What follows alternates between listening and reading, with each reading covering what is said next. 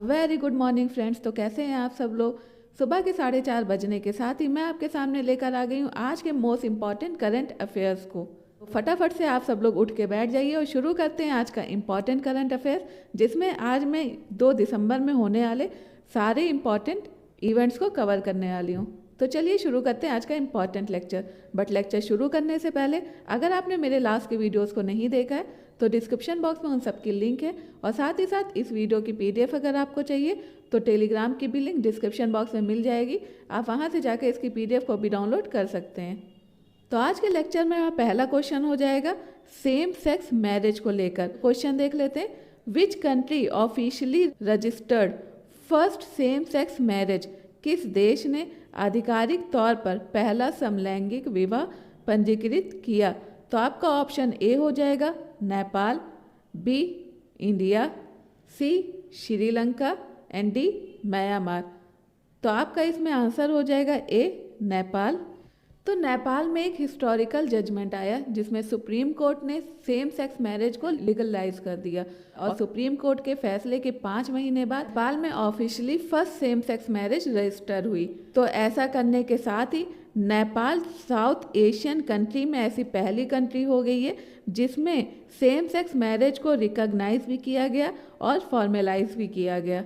देखा जाए तो फर्स्ट सेम सेक्स मैरिज हुई कहाँ? तो ये वेस्टर्न नेपाल के लमजांग डिस्ट्रिक्ट के डोडी रूरल म्यूनिसिपैलिटीज़ में हुई।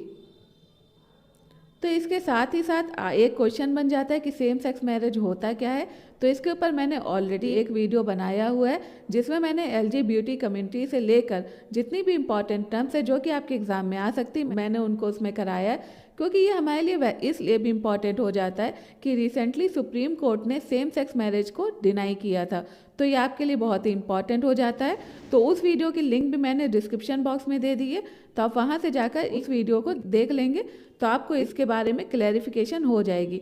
और साथ ही साथ आपको एक काम और करना है कि आपको जाके इंडियन मैप में देखना है कि नेपाल को हमारे इंडिया के कितने राज्य जो हैं वो टच करते हैं। तो अब बढ़ते हैं अपने नेक्स्ट क्वेश्चन की तरफ। केपलर 385 जो कि अभी न्यूज़ में देखा जा रहा है तो वो क्या है? ऑप्शन आपका हो जाएगा ए, क्या वो एक एस्ट्रॉयड है, बी 7 प्लैनेट सिस्टम है, सी सैटेलाइट है, या डी स्टार है। तो आपका इसमें आंसर हो जाएगा बी, वो एक 7 प्लैनेट सिस्टम है। कैसे देख लेते हैं उसके बारे में। तो रिसेंटली अगर देखा जाए तो जो एस्ट्रोनॉमर्स हैं उन्होंने नासा ने जो एक रिटायर कर दिया था अपना केपलर स्पेस टेलीस्कोप, तो उसके डेटा को यूज़ करके एस्ट्रोनॉमर्स ने 7 प्लैनेट सिस्टम को खोजा है, और उन 7 प्लैनेट का जो नाम है वो है केपलर 385, जहाँ पे सारे प्लैनेट पृथ्वी से तो बड़े हैं लेकिन वो नेपट्यून से छोटे हैं। नेक्स्ट क्वेश्चन है आपका इम्पॉर्टेंट पर्सनालिटी को लेकर, जिसमें है साइमा वज़ीर जो कि साउथ एशिया ईस्ट रीजन के WHO ऑर्गेनाइजेशन ब्रांच की अगली रीजनल डायरेक्टर बनने वाली हैं। तो वो किस कंट्री से बिलोंग करती हैं? और इससे रिलेटेड क्वेश्चन आपको पता ही है कि पूछा जाता है, क्योंकि अगर आपने UPPCS 2021 का या 2022 में इससे रिलेटेड एक क्वेश्चन पूछा गया था जब केनिया की जो लेडी थी वो WTO में अपॉइंट हुई थी। तो इसमें आपका ऑप्शन ए हो जाएगा India, B Bangladesh, C UAE and D Malaysia. तो आपका इसमें आंसर हो जाएगा बी बांग्लादेश। तो साइमा वज़ीर बांग्लादेश प्राइम मिनिस्टर शेख हसीना की डॉटर हैं। साउथ ईस्ट एशिया रीजन में जो WHO की ब्रांच है उसमें वो नेक्स्ट रीजनल डायरेक्टर नॉमिनेट हुई हैं, और इन्होंने शंभू आचार्य जो कि नेपाल के थे उनको हराकर ये पोस्ट ली है। अब इसी के साथ एक क्वेश्चन और बनता है कि WHO होता क्या है, तो उसके बारे में भी हम देख लेते हैं। और साथ ही साथ कल मैंने इम्पॉर्टेंट ऑर्गेनाइजेशन के बारे में डिस्कस किया था, तो आप जाके उसको भी एक बार देख लीजिएगा। तो WHO ऑर्गेनाइजेशन ये यूनाइटेड नेशन की स्पेशलाइज्ड एजेंसी है स्पेशली फॉर हेल्थ, जो कि 1948 में बनी थी। इसका जो हेडक्वार्टर है वो जेनेवा में जो कि स्विट्ज़रलैंड में। इसमें 194 मेंबर स्टेट हैं और 150 कंट्री में इसके ऑफिस हैं, जिसमें 6 इसके रीजनल ऑफिसेज हैं। आपको कमेंट बॉक्स में बताना है कि इसके जो 6 रीजनल ऑफिस हैं वो कौन कौन सी कंट्री में। और ये एक इंटर गवर्नमेंटल ऑर्गेनाइजेशन है जिसमें ये मेंबर स्टेट के लोगों के जिसमें मेंबर स्टेट के साथ मिलकर काम करती है, स्पेशली वहाँ की हेल्थ मिनिस्ट्री के साथ। WHO जो है वो ग्लोबल हेल्थ मैटर पे अवेयरनेस दिखाती है, लोगों को उसके बारे में बताती है, लोगों को उनके लिए इंफॉर्मेशन देती है। एक देखा जाए एक लीडरशिप का रोल WHO जो ऑर्गेनाइजेशन है वो प्ले करती है। जो फंक्शन शुरू किया था वो 7 अप्रैल 1948 में किया था। इसी वजह से आपने देखा होगा कि जो वर्ल्ड हेल्थ डे है वो भी 7 अप्रैल को सेलिब्रेट किया जाता है। नेक्स्ट है आपका important question, where is world climate action summit of COP28 to be held? कहाँ पर COP28 का विश्व जलवायु कार्रवाई शिखर सम्मेलन आयोजित किया गया? तो आपका ऑप्शन ए हो जाएगा UAE, B Bangladesh, C Qatar and D Sweden. तो आपका इसमें आंसर हो जाएगा। तो इस बार जो वर्ल्ड कप हुआ तो उसमें एक टर्म निकल के आया टाइम आउट, और ये इतिहास में पहली बार हुआ था, इसलिए यह क्वेश्चन आपके लिए इंपॉर्टेंट हो जाता है, जिससे मैं रिलेटेड क्वेश्चन भी लेकर आई हूँ। Who is the first cricketer in the history to be given a time out dismissal? इतिहास में टाइम आउट दिए जाने वाले पहले क्रिकेटर कौन है?